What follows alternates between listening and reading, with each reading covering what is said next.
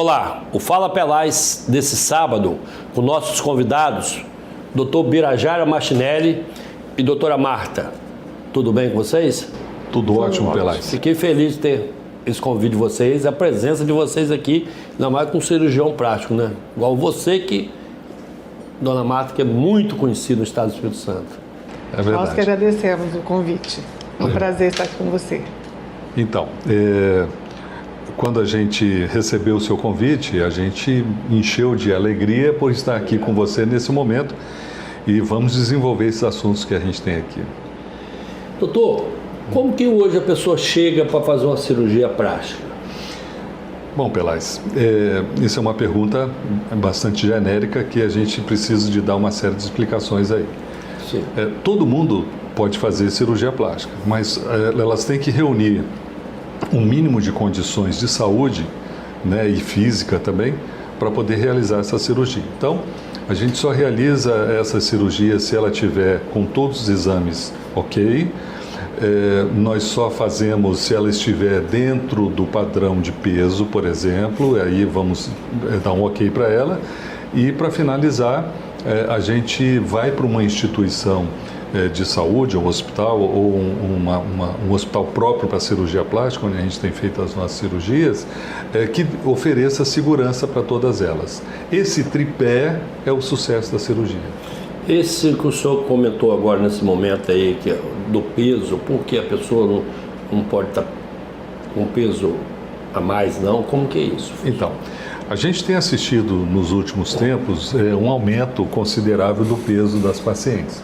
Então é muito comum a gente pedir para reduzir o peso, porque assim, o jargão nosso é assim, quanto mais próximo ao peso ideal, mais ideal o resultado. Então se a pessoa está acima do peso, o resultado não vai ser aquele que ela gostaria que ela tivesse. Então, o ideal é perder o peso, faz a cirurgia e manter. É essa a equação. E a pessoa que tem muita gordura no corpo, como que funciona isso? Então, aí assim, existe a gordura que está em excesso e a gordura localizada. O excesso a gente pede para perder, vai sobrar localizada. E na localizada que entra, então, os procedimentos, como a lipoaspiração, por exemplo, ou uma abdominoplastia, uma mamoplastia, enfim, entre os procedimentos para a gente retirar o que sobrou. Né? O que ficou localizado, então a gente resolve ali. Essa lipo, tem que a pessoa estar bem? Como que funciona isso? Então, a lipoaspiração é uma cirurgia que ela veio para ficar.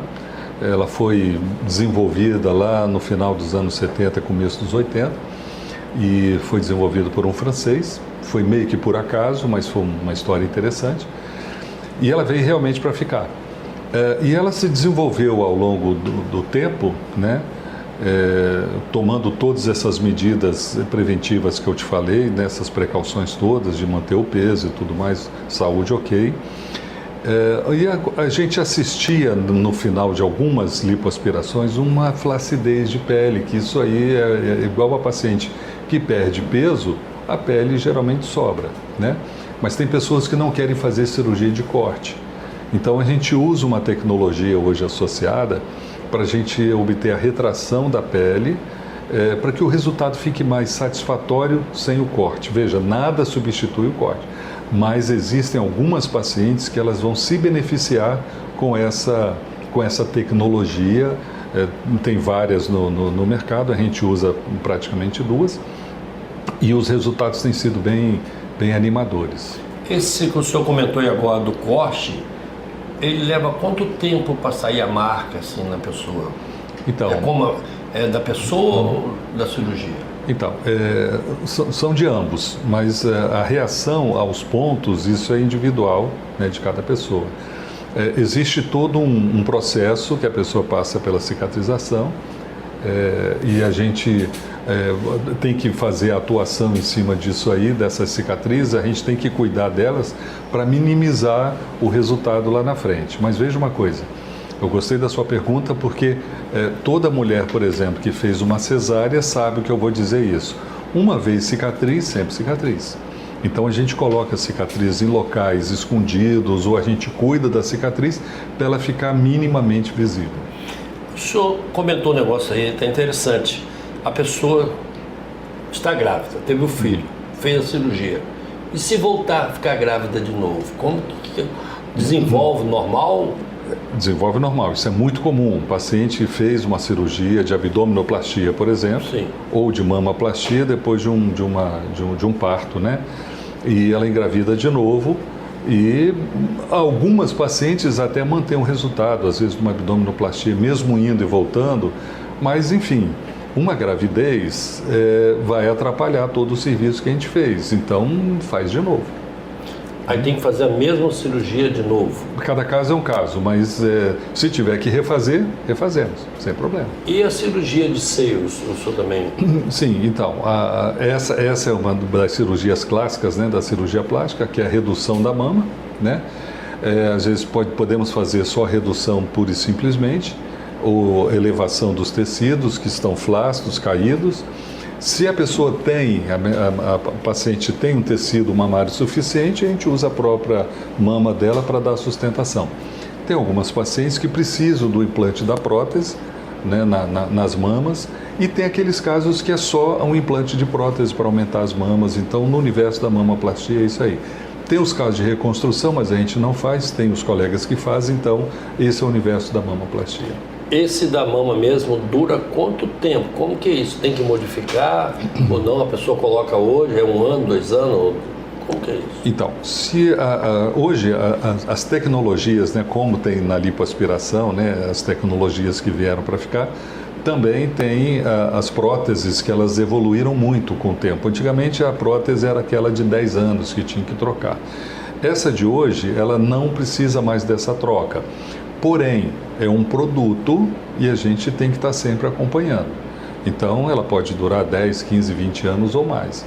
Mas se tiver algum probleminha, alguma contratura e alguma coisa, a gente diagnostica e faz o tratamento correto.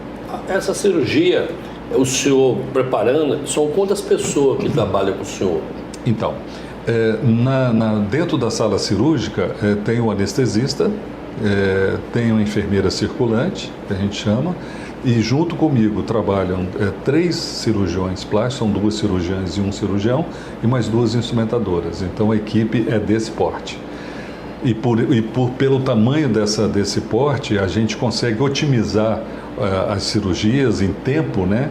E a gente consegue diminuir esse tempo cirúrgico, mais ou menos cortando pela metade. Uma cirurgia que seria de 8 horas, a gente faz em 3 horas e meia, 4 horas. E no dia são quantas cirurgias que o senhor consegue?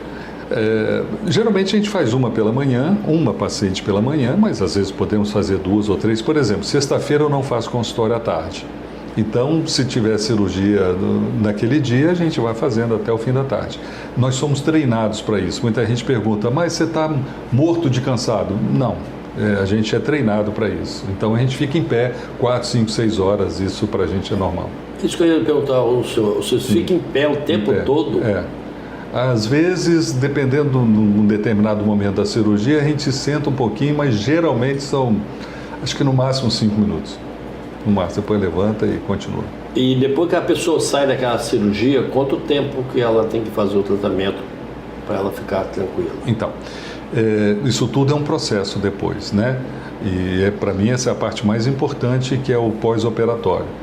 Então, a paciente, ela vem ao consultório no primeiro mês, uma vez por semana, depois vem mensalmente até o 6º mês. A gente considera o resultado final no 6º mês.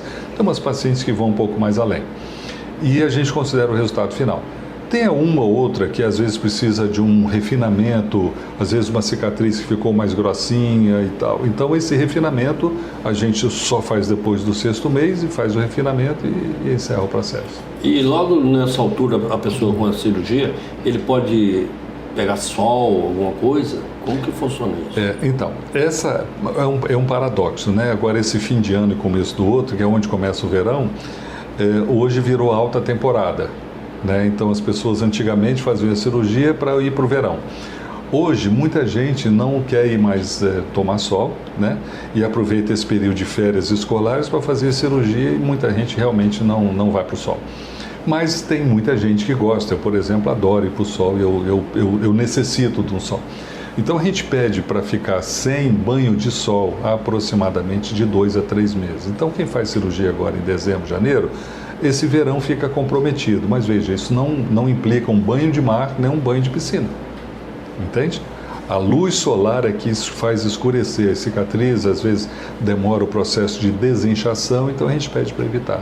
Então, se a pessoa fizer a cirurgia e ficar num lugar só com ar-condicionado o tempo todo, sem pegar um sol, a cirurgia, ela evolui mais ou como que é isso?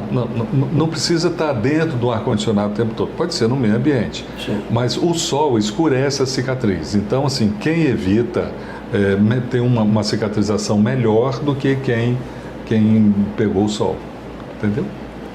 E esse tempo que a pessoa está ali se preparando, fazer essa cirurgia, pode acontecer a pessoa passar mal na hora da cirurgia? Durante o ato cirúrgico? Não, isso é muito raro, muito raro. O que às vezes acontece no dia, por exemplo, a pessoa que é diabética, então a gente sempre dosa ali na hora, né? E às vezes está muito alto, então a gente suspende a cirurgia ali na hora.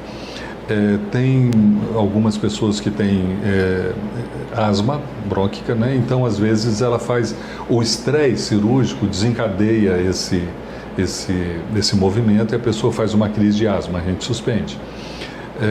Ou então apareceu, passou a noite inteira com uma febre, uma tosse e a gente suspende.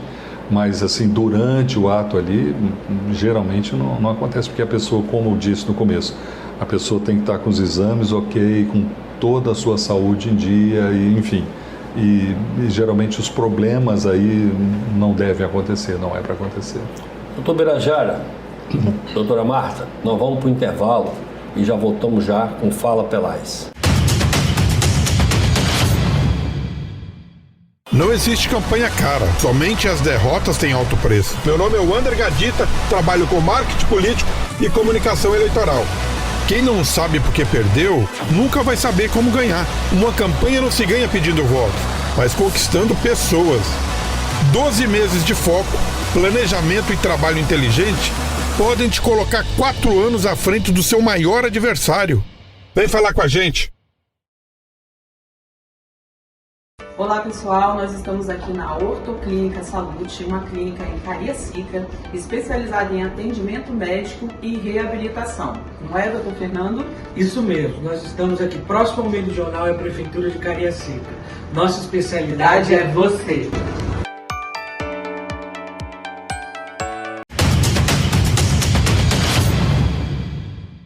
Olá, o Fala Pelais está de volta com o doutor Birajara e a doutora Marta. Doutora Marta, o consultório agora vai ter uma nova marca, ainda mais com a senhora lá trabalhando, junto com o seu esposo. Sim, a clínica vai se chamar Clínica Martinelli.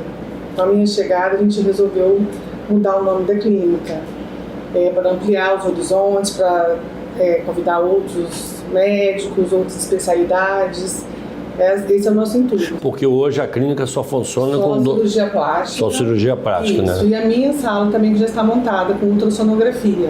A senhora agora vai trabalhar nisso lá. Junto com ele. Junto com ele, né? Então, por isso que a gente decidiu colocar a Clínica Martinelli. E essa clínica vai também fazer alguma cirurgia ali, rápido assim, coisa pequena assim? Sim, ele já faz, né? Pequenas cirurgias são feitas lá. Tem um centro cirúrgico que foi reformado recentemente, com equipamentos de ponta, tudo. E a inauguração vai ser quando, doutora Marta? A gente poder ir lá fazer uma visita à senhora e ao doutor Birajara. Ainda não está marcada, mas em breve.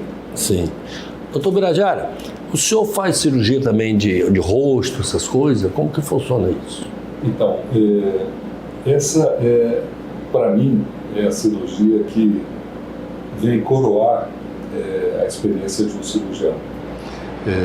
É uma cirurgia onde eu costumo dizer que ela está na cara, né? Ah, sim. Né? Uma cirurgia de contorno corporal, tem uma roupa que tampa e tudo. E do rosto não, no rosto você não tem o que tampar, né? Então isso vai muito da expertise, né, do cirurgião plástico.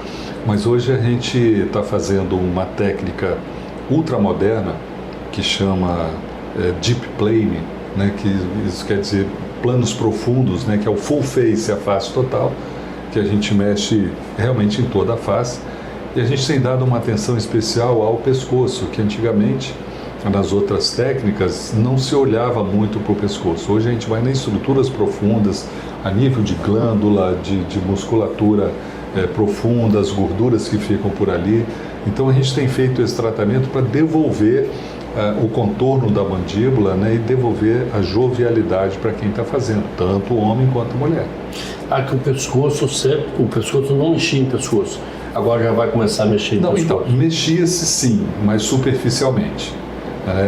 Ou então se chegava até o primeiro músculo, a primeira camada de músculo.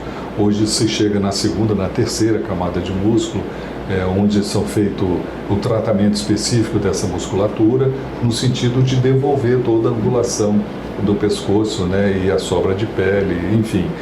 São resultados que têm nos encorajado e ter deixado a gente e as pacientes muito felizes, né, porque realmente a gente vê o resultado e é um resultado duradouro, isso que é mais importante. É importante isso porque o senhor acabou de comentar que é o rosto. Na barriga ninguém está olhando a barriga. Isso. E o rosto é o nariz, essas coisas. Isso. O senhor modifica tudo, né? Exato. O nariz é um capítulo à parte, né? A rinoplastia é um capítulo à parte. E às vezes a gente não faz associado com a cirurgia da face, nessa nova abordagem nossa, que é o Deep Plane, porque já é uma cirurgia bastante trabalhosa e demorada. E o nariz, hoje em dia, a gente faz a cirurgia do nariz mais estruturado, que é uma cirurgia longa também. Então a gente tenta separar as duas coisas. Mas, enfim, também está no rosto, está na cara. O nariz, a orelha em abano, só as pálpebras, está tudo visível. Então a gente tem que ter uma expertise nessa parte para que os resultados fiquem bons e aceitáveis para quem está vendo e para quem está usando. O senhor que já trabalha um bom tempo na cirurgia, a pessoa tem condições de fazer uma cirurgia de rosto, ele modificar o rosto dele? Ficar diferente? Eu não diria assim, diferente, né? Que às vezes em novela a gente vê, sim, fulano foi fazer uma cirurgia plástica para mudar o rosto. Isso é um estereótipo, até que é possível, mas é um estereótipo. O que acontece é que a gente não muda as características da pessoa. Às vezes no consultório muita gente fala assim, eu não quero ficar com olho de japonês. A gente não põe olho de japonês, a gente não puxa o olho fica mesmo do tamanho. O que acontece às vezes no pescoço, que era um pescoço assim, e vira um pescoço assim. Então isso muda, mas a característica da pessoa continua mesmo, entendeu?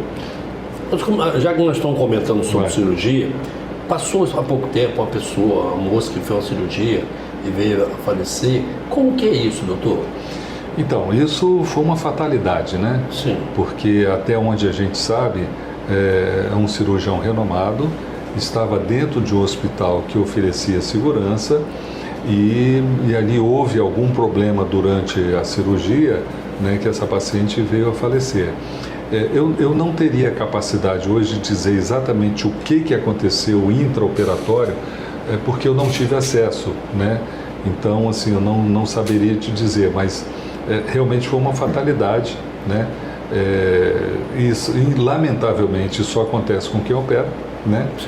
Mas, de novo, nós temos que nos cercar de todos os cuidados possíveis e imagináveis para minimizar toda essa problemática que pode acontecer. Veja, eu costumo comparar a cirurgia plástica com os aviões, né? Quando acontece um avião, um acidente de avião, é uma tragédia, uma catástrofe. Sim. Mas quantos aviões agora, por exemplo, que está voando com várias pessoas dentro? É a mesma coisa cirurgia. Quantas cirurgias plásticas não estão acontecendo agora no mundo? Sim, quando acontece realmente é uma fatalidade, é um drama. Mas são cirurgias extremamente seguras, porque a gente não está lidando com doentes. A gente está lidando com pessoas que vão lá para se submeter a uma cirurgia estética eletiva, que a gente chama, que não é emergência. Nessa pandemia aí da Covid, atrapalhou muito o trabalho da cirurgia? Atrapalhou o tempo que ficou fechado. Mas assim, depois que abriu, nós voltamos a fazer as cirurgias normalmente, e eu vou dizer, o Covid não atrapalhou em nada, só o tempo que ficou fechado. A gente respeitou aquele período, enfim, e tocamos o barco. Então, nesse período aí, só vocês pararam de trabalhar porque realmente a Covid estava... A exigência dos órgãos, né, governamentais, que, assim, o lockdown, né, todo mundo tinha que fechar, os hospitais ficaram abertos só para atender os casos de Covid, a gente entende isso, então paramos tudo, mas assim que passou a parte ruim, né, então a gente voltou a operar e com segurança, tudo tranquilo.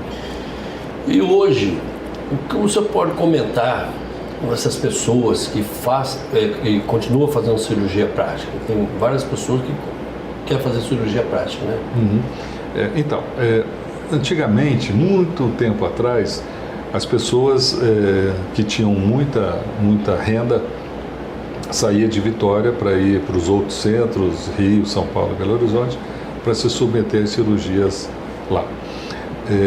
Com o incremento de mais cirurgiões, de mais técnicas, e nós saímos daqui também para fazer residência fora e trouxemos todo o conhecimento para cá, e as cirurgias ficaram mais baratas, vamos dizer, mais acessíveis. Então, assim, todo mundo tem acesso à cirurgia plástica, né? Então, esse mundo é um mundo interessante, porque tem um período que a gente dá uma paradinha, mas isso é num sazonal. Então, como eu te falei, dezembro e janeiro tem um aumento.